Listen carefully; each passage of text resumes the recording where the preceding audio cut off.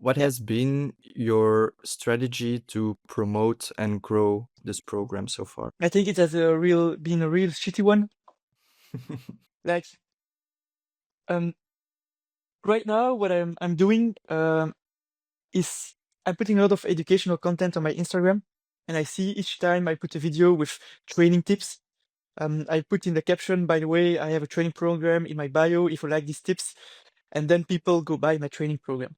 But it's they only go buy it when they get this reminder in my video, which is below a chunk of text in the Instagram caption. So already a lot of people don't read the whole caption. So I miss, I think, on a lot of sale opportunities. And so right now I'm selling like a good amount of programs, which I'm happy about. But I think it has a lot more potential to be marketed way better. For example, with discounts, with maybe if you see, I'm sure, yeah, you know it because you're a marketing guy, with more lead magnets. I don't have lead magnets. So all those things I can still implement, but my main job is running. It's not being a marketeer.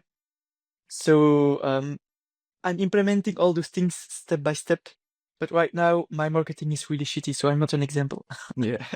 But I think it's actually quite good because it's very authentic, and the Mhm. fact that people still go and buy it means that you already have the trust Yeah, of your followers, so you don't sure. really need a lead magnet to convince people like, hey, I know what I'm talking about, or to make them more warm about your program. um, Mhm, you've built it on Instagram, like your whole personal brand. That's like the biggest part of your personal brand.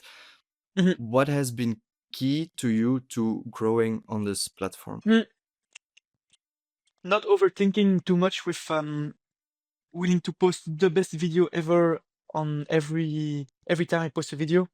So just posting consistently and then the growth come over time. Like I expected my Instagram page to grow exponentially, but this exponential growth never came. It always has been a steady linear one. So the growth is really dependent on me giving value consistently over time to the followers and not overthinking if a video outperforms or underperforms, etc. Mhm. So what has been key is just consistently giving value to the followers and staying, of course, authentic. Yeah. You have a videographer and an editor. Mhm. Did you start with them 2 years ago, or were you doing it all yourself at the beginning? At the start, I had zero funds, so everything myself. And then I was busy every day with editing my videos on CapCut, if you know this editing Yeah. software. Yeah. And so I was on training camp, and my training mates were like, John, it's annoying where we cannot talk a lot to you because between trainings you're constantly busy. And like, dude, in 2 years I have to live. I want to be financially independent as a professional athlete, so I need to work on this training program. It has like I worked it for on like 1.5 years on the training program and growing the Instagram. So I was busy between trainings, constantly working on it myself. And then once it was published and my Instagram was growing, I got sponsorship through Instagram. I finally got funds where I could pay an editor for a couple of reels a week, and then I could pay him more and more, and then also a filmer, etc. So now I have a editor who edits everything, and I have a filmer which I can hire 1 day a week, and then we can shoot everything we need to shoot. Mhm. Okay, that's cool. And do you notice a big difference in term of results, that you now have better results because the content is of a higher quality than previously? It's actually the opposite right now. Like my growth is actually topping out, and like I get less and less engagement because I engage less in the comments because I don't have time to do it. So I'm a bit right now stuck in a moment where I have to rethink about type of content I want to post. And it's a good reminder that social media, like it's a lot about trends, and the content that worked 5 months ago that was booming doesn't work right now. And so no, I don't see that working with an editor and filmer makes it work much better. Mhm. Um, yeah, because I post the same content. It makes me realize that despite the good edit, etc., I have to constantly try to rethink it and see what are the trends, etc. Mhm. So no, it didn't help that much. No. I if we go back on what you previously said about the lead magnets, I think that might be a good case for you to well have a lead magnet because right now you're kind of a victim of the algorithm. Like if they decide to not push you anymore, then your followers aren't going to see your content. But if you have a lead magnet and you capture the email of your follower, then you're completely independent. And when you have a new YouTube video or when you have a new Instagram post, you can send them an email like, hey, I just released this, and they can go and see it that way. So that might be something for the future you, if you That's a keep good idea. having And if you these had other good issues. ideas, just always send me by message. Yeah. I'm happy Okay. to receive all the ideas. Amazing.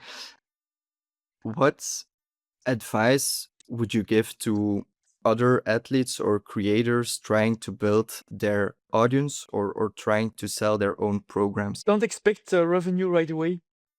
It takes a lot of time. Focus on giving value. Because if an athlete will be, or a runner will be happy, or a follower will be happy, they will come back. It's as simple as that. And right now, even my training program is not yet ideal.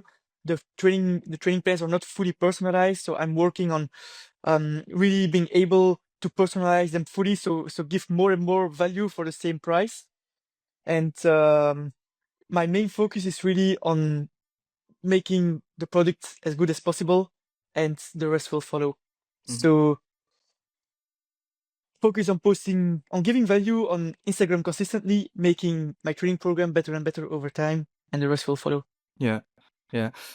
I noticed that your training program is a one-time only investment, which is a very good thing to convince people like, hey, you only need to pay one time. I think it was like 99 euros. Was that the reason that you decided on a one-time investment and not a subscription model? Yeah, right. That's exactly the reason.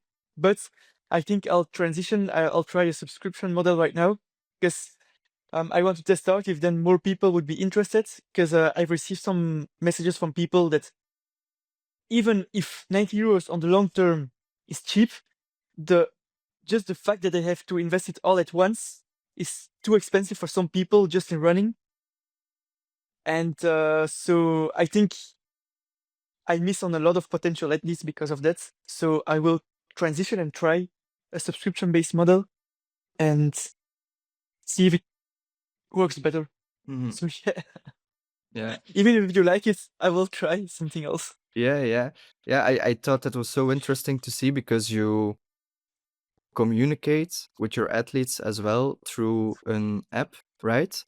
Mhm. So they only pay once, but you still, if they are still a client in 2 years, then and you're still chatting with them, it's quite nefast for your time, if that makes sense. That's it. I think so. They pay one time and then they can follow my training and they can message me as much as they want.